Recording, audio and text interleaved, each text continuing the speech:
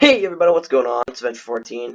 Sorry for the weird skin. I'm currently filming a series. Didn't have time to change it. But today we are going to be doing a YouTube video plus an Instructables, actually. This will be on my YouTube channel, Adventure14. You can go look it up. And my Instructables, Adventure14. Everything's named Adventure14. It's my logo. Alright, so today we're going to be doing about how to do a good survival world. It's not like there's any specific way to do one, but I'm going to teach you kind of how to, there's some different methods you could use that work well for me, and hopefully will work well for you. Let's get started.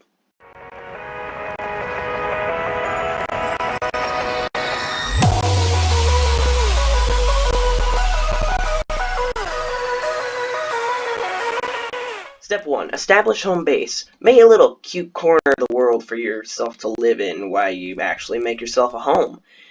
This was my choice. I created this room. It wasn't my first room in this world, actually, but it was my actual place that I actually put my bed in, would then live from. Okay, so the next step is expansion. So, we build these rooms. This is pretty simple so far, but some of these next steps are actually going to be important stuff, so just hang in there. The expansion part is just getting everything you need together and then actually making yourself a place to live.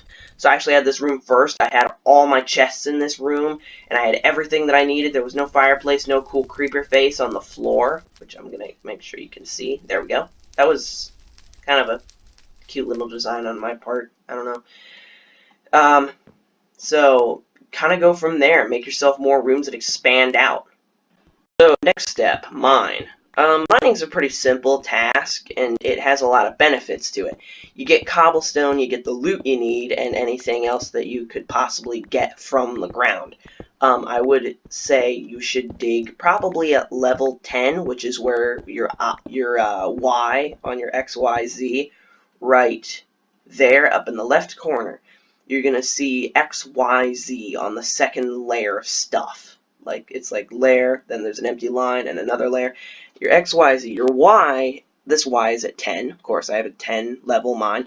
So you're going to want to be probably around that level. Some people say 12, some people say 10. I've had people say 5, but I always went at 10, pretty much. So I'd say 10, but pick one of the bunch, Pick a side. Alright, so you're going to want to just mine until you have, probably iron and at least 15 diamonds. 15 diamonds, you're going to be able to do pretty much anything. You probably don't want to mine all that at once, all in one shot, but you're going to want to mine at least that much in a fairly short amount of time. From there, you get pretty OP, really. If you get a full diamond suit of armor, it's pretty easy to do stuff. But what do you do until then? Do you just sit around and wait for yourself to be able to go mining again because you don't have enough loot to do anything? No, my friends. You see, you don't need a full diamond suit. Let me explain. Just get a diamond chest plate. It provides the most body protection. It covers most of your body. And if you have enough diamonds, maybe get some leggings as well. The helmet and boots are meh, okay? So you get that much, and then just make the rest of your armor out of iron. Ta-da!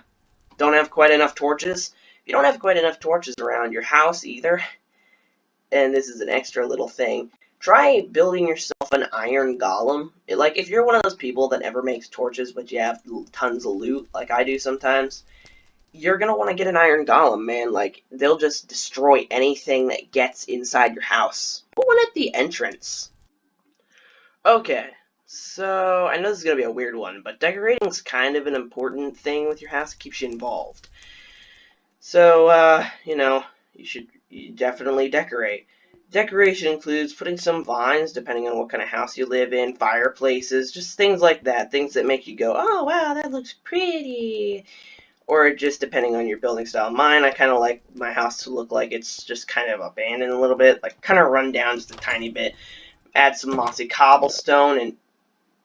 What are you doing here, you freaking punk? Get out of my house.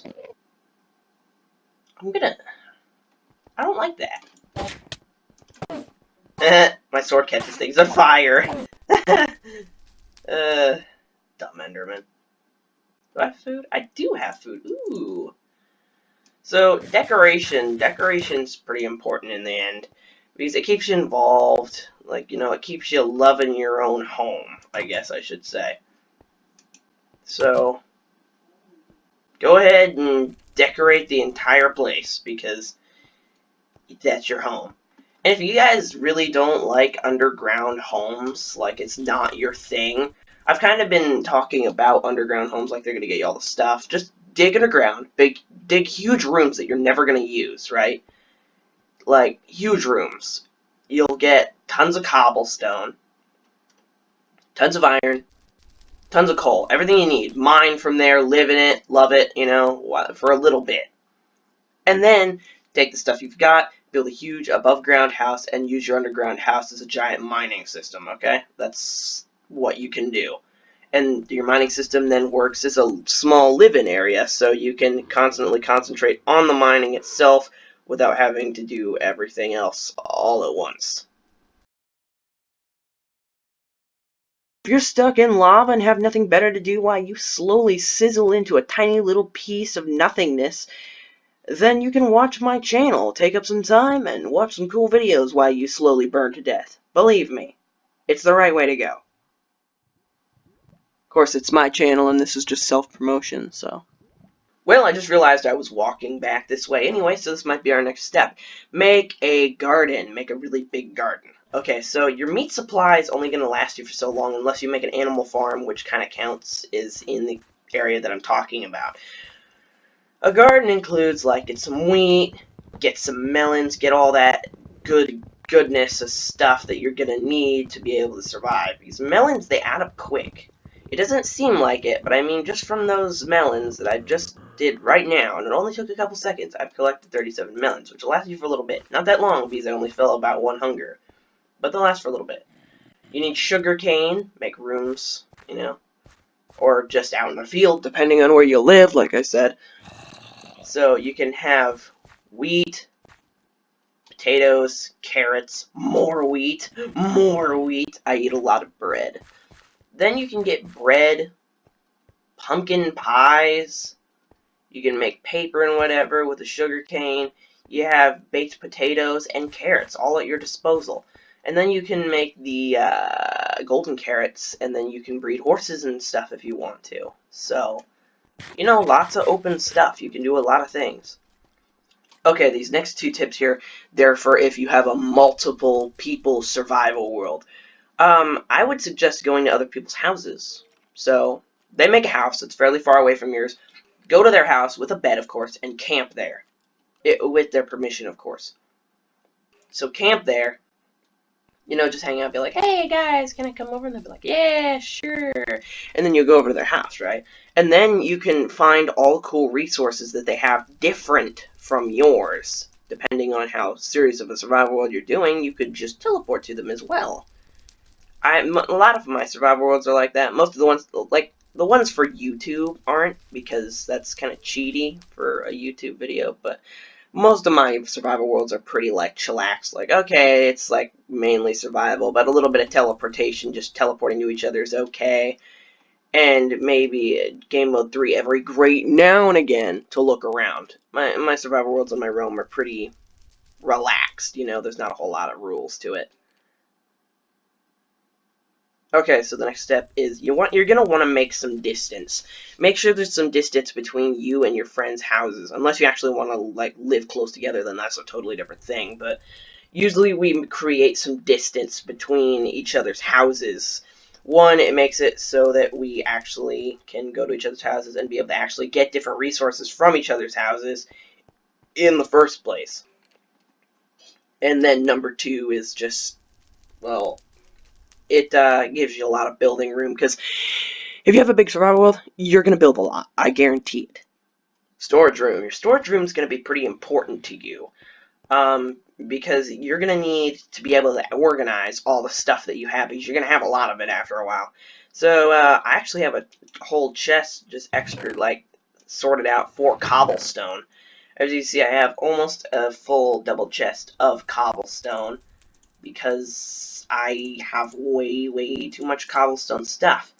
And that would be because of the really big house I mean, I have a really big underground house, and I had to dig out all these rooms, plus the mine.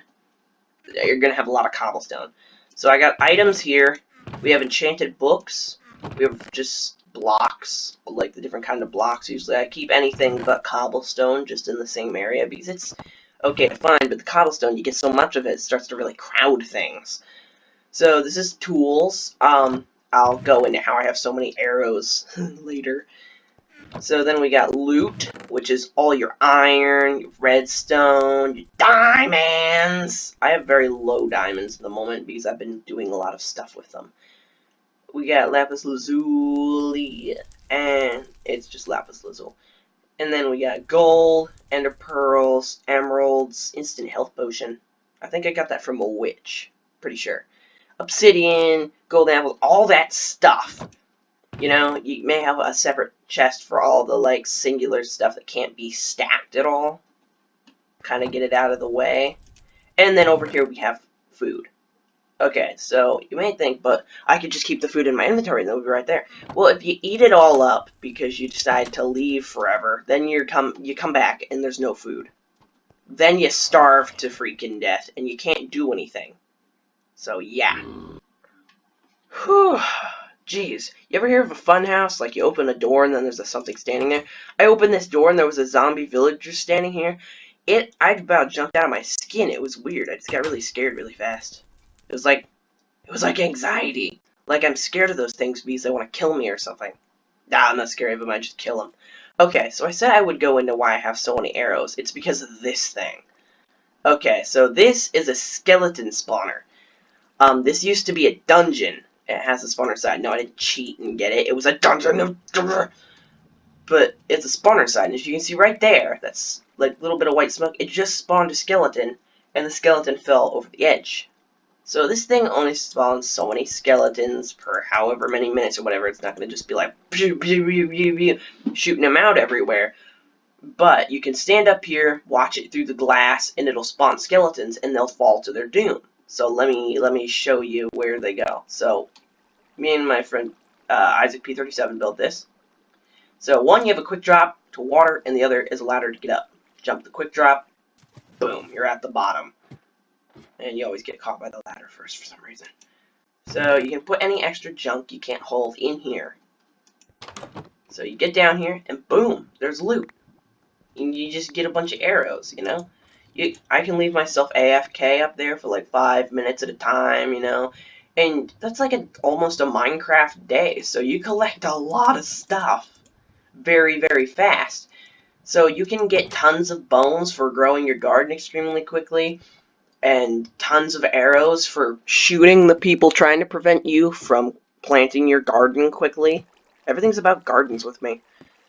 The dungeon, also, when you do mine it out, is a good place to get the mossy cobblestone that you can decorate your house with. So I suggest doing something like this and making a tunnel from your house to it. But it's kind of hard to figure out where you're going to hit it. I just hit this one by accident. I was going to make a nice mine that was closer to home. Like this main room that I'm in all the time. So, another tip, I suggest having a lot of furnaces, because you can split stuff up that you need, like, cooked out quick, and you can split it up, and then it's really easy to get cooked fast, and you can have tons of coal in each one. You just are going to need to basically mine every coal block that you see for, like, ever. Alright, so have a horse.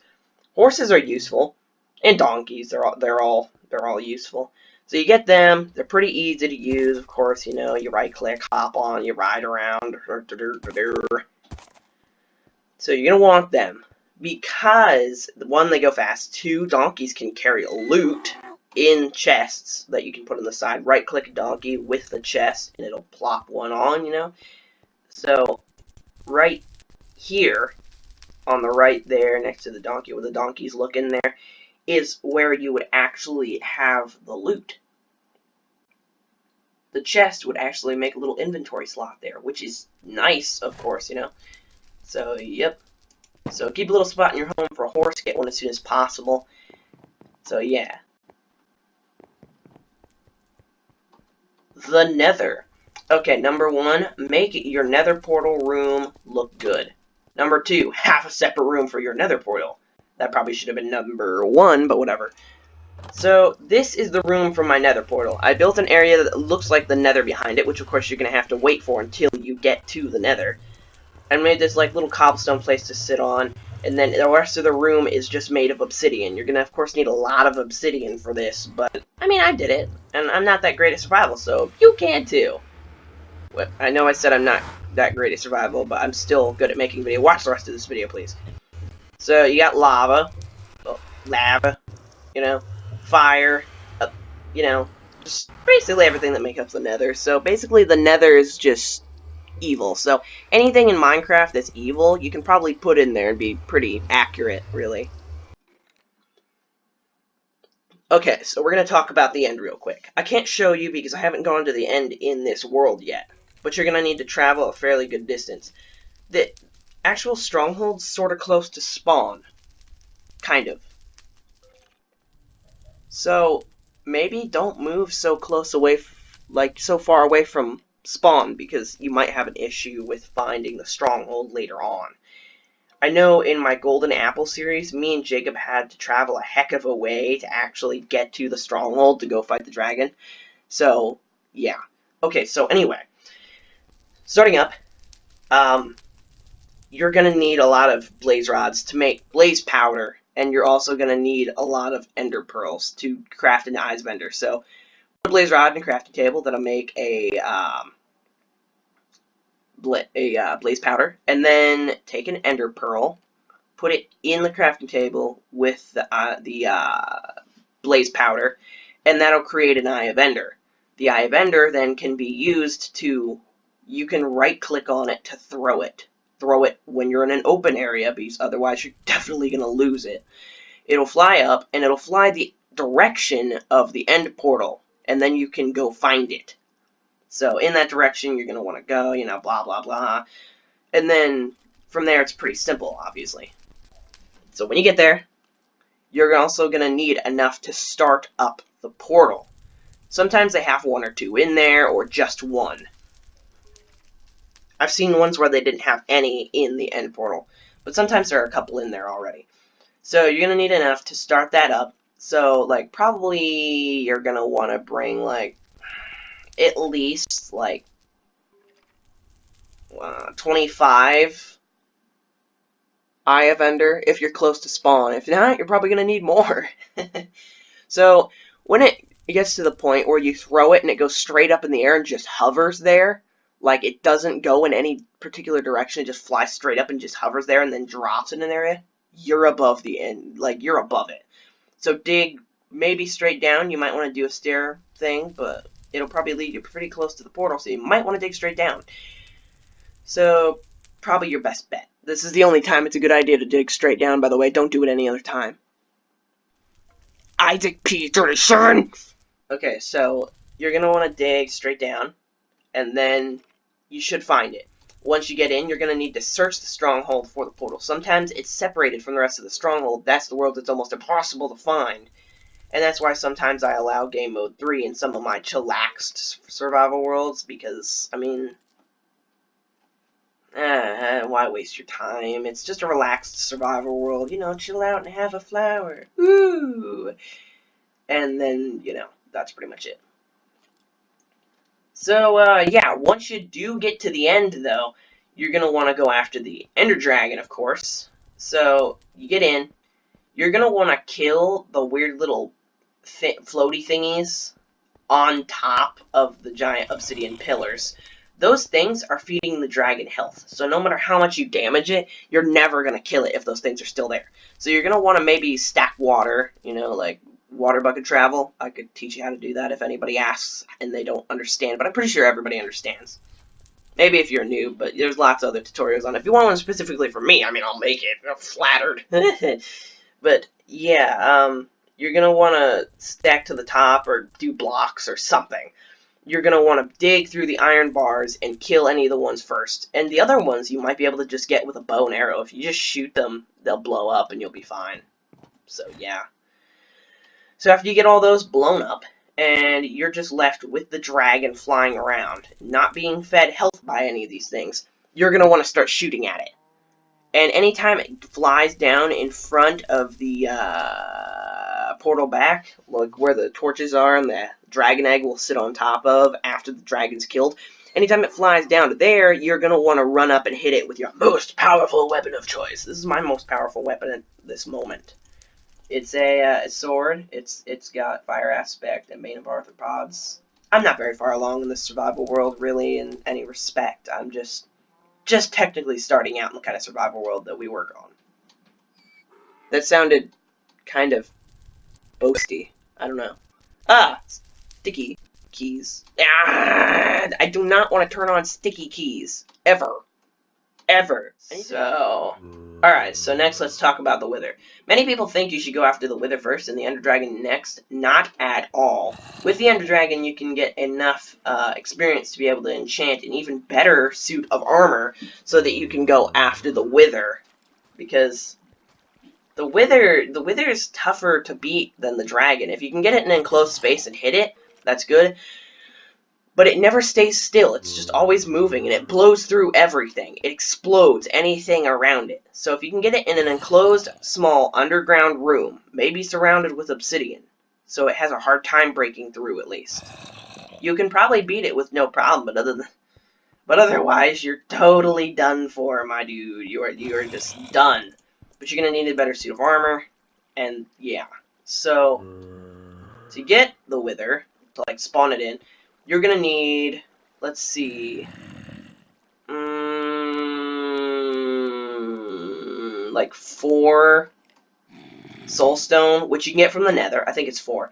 4 soulstone you can get from the Nether, and you're gonna need to be killing wither skeletons like all the time, because you're gonna need wither skeleton skulls, and those are very rare to get. You're gonna need 3 of them because the Wither has 3 heads, so you're gonna need 3 of those wither skeleton skulls to make the Wither, and then from there you can actually make the Wither and get her done.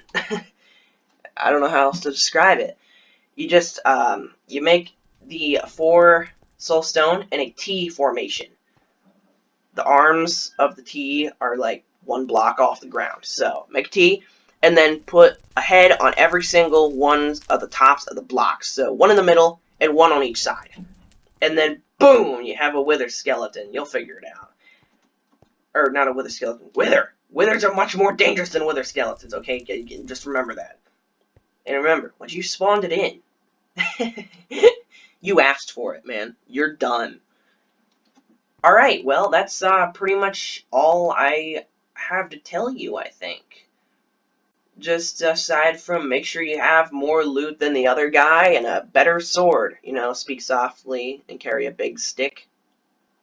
Teddy Roosevelt. Got him. Alright, well, thanks guys. This is the first Instructables that I have done with this account. I actually have several other accounts. If anybody really cares, I can probably release those, but I don't think anybody's going to care because none of my Instructables were that wonderful. One of them had like 1,000 views. I think it was on a bow, like how to shoot recurve bows. I have many talents, my friends. Alright, well, thank you guys so much for watching. And if you want to check out the channel, that would be great if you're coming from the Instructables thing or just found this video by accident. And if you're coming from the way of YouTube, click the link in the description and go to the Instructables. And, you know, also if I forget to link the YouTube channel in the description of the Instructables thing, like the intro or whatever, you can probably find it either on my profile or it might be just on the video, like you can click somewhere and go to my channel. I'm not sure how that works. Alright, but thank you very much, everyone, and I will catch you next one. Thanks, guys. Bye. We done? We done?